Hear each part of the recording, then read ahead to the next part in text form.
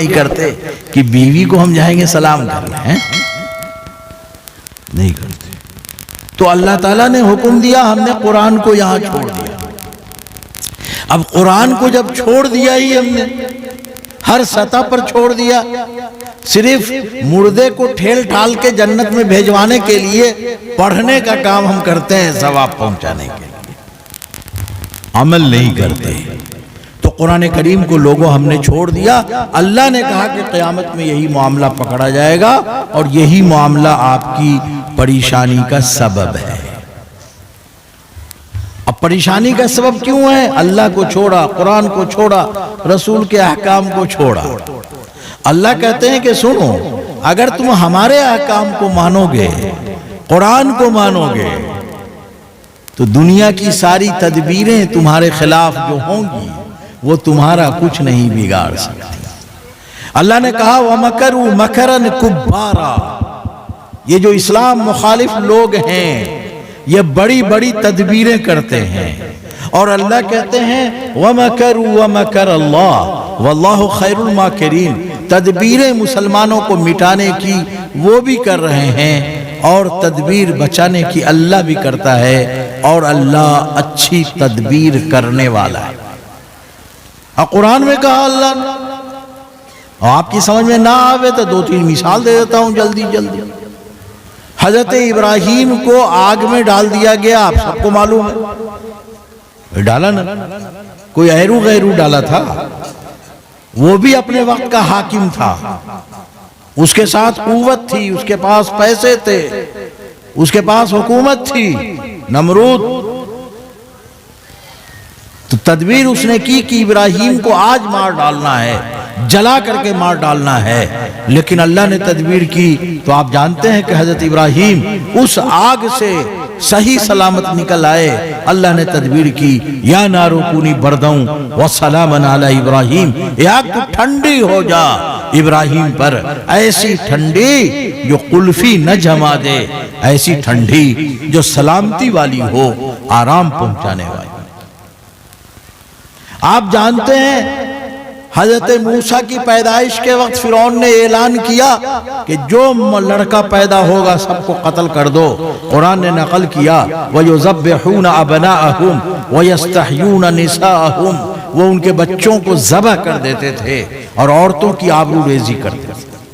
پس میرے بھائی، اللہ تعالیٰ نے تدبیر کی تو اللہ کی اس تدبیر کے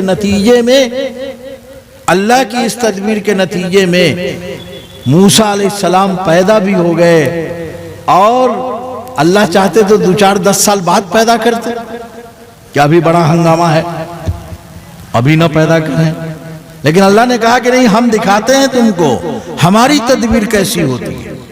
تو اللہ نے اپنی تدبیر کی تو صندوق میں ڈلوا کر کے دریا میں پھینکوا دیا۔ اب بظاہر جو بچہ پیدا ہوا ہے اس کو ایسے پھینک دیا جائے تو سوائے مرنے کے کیا اپائے، لیکن اللہ نے تدبیر کی تو وہ صندوق جا کر کے فرعون کے محل سے لگ گیا۔ اللہ چاہتے تو اس کو کہیں اور بھی لے جا سکتے، لیکن اللہ نے دکھانا چاہا کہ دیکھو ہماری تدبیر کیسے، تو وہ لگ گیا، اور وہ صندوق اوپر لایا گیا فرعون کے سامنے، تو فرعون نے کہا کہ اس کو ذبح کرو۔ تو فرعون اپنے کو تو کہتا تھا کہ میں بڑا خدا ہوں، انا ربکم الاعلی، لیکن بیوی سے بڑا ڈرتا تھا۔ تو اس کی بیوی نے کہا کہ نہیں، اس کو نہیں ذبح کرنا ہے، اس کو ہم تو بیٹا بنائیں گے۔ تو فرعون چپ ہو گیا، بیٹا بنا۔ تو اب آپ سوچئے کہ حضرت موسیٰ کی پرورش فرعون کے گھر میں ہونے لگی، ماں کو بھی وہیں بلا لیا گیا دودھ پلانے کے نام پر۔ تو اللہ نے تدبیر کی تو حضرت موسیٰ بچ گئے۔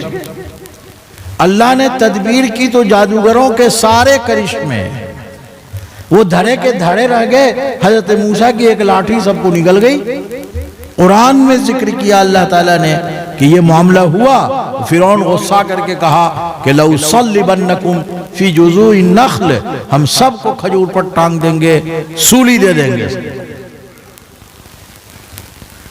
تو میرے بھائی، اللہ نے تدبیر کی تو جادوگر بھی آگے مسلمان ہو گئے۔ اللہ نے تدبیر کی تو دریائے نیل پر لاٹھی مار کر کے حضرت موسیٰ کو راستہ مل گیا۔ اور اللہ نے تدبیر کی تو اسی راستے میں فرعون ڈوبا دیا گیا. وَمَكَرُوا وَمَكَرَ اللَّهُ وَاللَّهُ خَيْرُ الْمَاكِرِينَ. اللہ اچھی تدبیر کرنے والے ہیں. ابرہہ کی فوج حملہ آور ہوئی کعبے پہ تو حضرت عبد المطلب چھوڑ چھاڑ کے چلے گئے اور کہا کہ کعبہ ہمارا نہیں ہے، اللہ کا ہے، اپنا سمجھے گا. تو اللہ تعالیٰ نے جب بندوں نے ہاتھ چھوڑا لیا تو اللہ تعالیٰ نے پرندوں کو بھیج کر کے کام لے لیا. اللہ کی تدبیر پرندوں کے ذریعے کارگر ہو گئی. آپ سورہ فیل پڑھیے، سورہ 30ویں پارے میں ساری تفصیل ہے. حضرت عیسیٰ علیہ السلام کی قوم نے کیا کیا کہ ان کو آج سولی دینی ہے، تو اللہ تعالیٰ نے ایسی تدبیر کی کہ قیامت تک کے لیے زندگی دے دی، جیسی زندگی کسی کو نہیں ملی. تو اللہ تعالیٰ نے کہا کہ انہوں نے سولی نہیں دی، انہوں نے قتل نہیں کیا، ولیکن شُبِّہَ لَهُمْ، ان کا ایک نمونہ، ان کا ایک ماڈل جو جس کو سولی دے کر کے وہ مطمئن ہو گئے کہ عیسیٰ کو سولی دے دیا. تو اللہ کہتے ہیں تدبیر ہم کرتے ہیں. ہجرت کی رات میں آقا صلی اللہ علیہ وسلم بستر پہ سوئے ہوئے، چاروں طرف سے دشمنوں نے گھیر لیا. حضرت علی کو بستر پہ سلا دیا آقا نے اور نکل گئے. اللہ چاہتے تو کہتے کہ 2-4-10 دن کے بعد ہجرت ہو. آج حالات بڑے سنگین ہیں، جیسے ہم لوگ کہتے ہیں نا آج نہیں نکلنا ہے، آج تو بہت حالت خراب. تو اللہ چاہتے تو ہجرت کے لیے 2-4-10 دن کے بعد فیصلہ ہوتا. فیصلہ اس دن کا کیا جس دن چاروں طرف سے دشمنوں نے گھیر رکھا تھا. اب بظاہر کیا ہے؟ بظاہر تو یہی ہے کہ صاف ہو جانا ہے، لیکن اللہ نے بچایا، اللہ کی تدبیر کارگر ہو گئی. نقل کیا جاتا ہے کہ ایک مٹھی مٹی اٹھا کر کے پھینک دیا آپ نے ایسے تو سب کی آنکھ میں پہنچ گیا اور سب کی بینائی کی قوت اتنی دیر کے لیے ختم ہو گئی. تو میرے بھائی اللہ کی تدبیر پر بھروسہ کرنا چاہیے. اللہ کی تدبیر پر بھروسہ کرنے کے لیے ضروری ہے کہ قرآن کریم پر عمل کیجیے. اس لیے کہ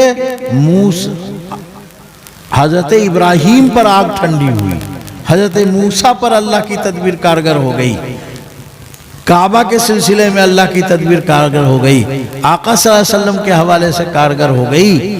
یہ لوگ وہ تھے جو اللہ کی پلک جھپکنے تک میں نافرمانی نہیں کیا کرتے. ہم تو نافرمانی میں ہی ڈوبے ہوئے، ہم تو گناہوں میں ہی ڈوبے ہوئے، ہمیں پتہ نہیں ہم کن کن جرم میں مبتلا ہیں. وہ تو اللہ تعالیٰ کا کرم ہے کہ اس نے چھپا رکھا ہے ہمارے گناہوں. اگر وہ سامنے لا دے تو پتہ نہیں کتنے لوگ تو ایسے ہی خودکشی کر لیں گے. بس میرے بھائی باتیں جو آپ سے کہنی ہیں مختصر سی وہ یہی کہ حالات بڑے خراب ہیں، تو آپ کو کیا کرنا ہے؟ اللہ کی طرف رجوع کرنا ہے، قرآن کریم پر عمل شروع کر دینا ہے اور اللہ تعالیٰ کی نصرت آئے گی. آج ہر آدمی پریشان ہے، کیا ہوگا؟ اللہ کے بندے کچھ نہیں ہوگا. اللہ کی طرف رخ کر لو، ساری تدبیریں اللہ کرے گا اور ساری تدبیر کارگر ہوگا. اور ایسا نہیں ہے کہ یہ بات پہلی بار میں کہہ رہا تھا. نادر خان نے کتنا قتل عام کیا، تاتاریوں نے کتنا قتل عام کیا، لیکن انہی تاتاریوں کو اللہ نے بدل کر کے کیا کیا؟ مسلمان کر دیا. اقبال نے کہا ہے آیاں یوں ریشے تاتار کے افسانے سے، پاسما مل گئے کعبے کو صنم خانے سے. تو اگر آپ نہیں سدھریں گے، آپ قرآن کریم پر عمل کرنا نہیں شروع کریں گے، آپ اللہ کی طرف رجوع نہیں ہوں گے، تو یاد رکھیے اللہ تعالیٰ دوسرے سے کام لے لے گا. اللہ تعالیٰ نے فرمایا وَإِن تَتَوَلَّوْا يَسْتَبْدِلْ قَوْمًا غَيْرَكُمْ ثُمَّ لَا يَكُونُوا أَمْثَالَكُمْ. اگر تم نے اپنا طریقہ نہیں چھوڑا، قرآن کریم کی طرف نہیں آئے، تو ہم تمہارے بدلے میں ایک دوسری قوم کو لے آئیں گے. اور فرمایا کہ وہ قوم جس کو ہم لائیں گے وہ تمہاری طرح نہیں ہوں گے، یعنی تم نے جس طرح اللہ کو چھوڑا، تم نے جس طرح قرآن کریم کو چھوڑا، تم نے جس طرح اللہ کے رسول کی ہدایت کو چھوڑا، وہ جو دوسری قوم کو ہم بدل کر کے لائیں گے تمہاری جگہ پہ، وہ تمہاری طرح نہیں ہوں گے۔ وَإِن تَتَوَلَّوْا يَسْتَبْدِلْ قَوْمًا غَيْرَكُمْ ثُمَّ لَا يَكُونُوا أَمْثَالَكُمْ، وہ تمہاری طرح بھی نہیں ہوں گے اور تمہاری مثال ہی باقی نہیں رہے گی۔ ثُمَّ لَا يَكُونُوا أَمْثَالَكُمْ، تم روئے زمین پر باقی نہیں رہ سکو گے، مثال تمہاری نہیں رہ پائے گی۔ بس میرے بھائی، رات کے اس آخری پہر میں جب سب لوگ دھیرے دھیرے کھسک رہے ہیں اور جلسے کے منتظمین بھی یہ سوچ رہے ہیں کہ کب ختم۔ ہاں، ہمارے بچپن میں میلاد شریف ہوتی تھی، میلاد شریف، تو اس زمانے میں جو میلاد شریف پڑھی جاتی تھی تو کتابیں ہوتی تھی، مولود سعیدی، مولود مجیدی، مولود فلاں، مولود فلاں، اور جب تک وہ کتاب ختم نہ ہو تب تک میلاد ختم نہیں ہو۔ تب ایک آدمی مولوی صاحب نے مولود سعیدی شروع کر دیا، اب وہ ختم ہی ہونے کا نام نہ لے، تو سب لوگ دھیرے دھیرے کھسکتے رہے، بیچارہ گھر والا رہ گیا، اب وہ کہاں جائے کھسک کے، ایسے ہی مدرسے کے لوگ بیٹھے ہوئے ہیں بیچارے، کہاں جائے کھسک کے۔ تو وہ بھی کہا کہ مولانا صاحب ختم ہو جائے تو بتا دیجئے گا، ہم بھی جا رہے ہیں سونے، اور ہم کو یقین ہے مولانا صاحب آپ غلط نہیں پڑھائیے گا۔ تو کبھی کبھی نوبت یہ بھی ہو جاتی ہے، اور رات کے اس پہر میں جو تقریر سنائی جاتی ہے اس میں بڑی خرابی ہے۔ میں اسی لیے کہتا ہوں کہ 12 بجے کے بعد مت کرو۔ وہ بہت مشہور واقعہ آپ نے سنا ہوگا کہ مولانا صاحب تقریر کر رہے تھے کہ بیاج لینا دینا حرام ہے،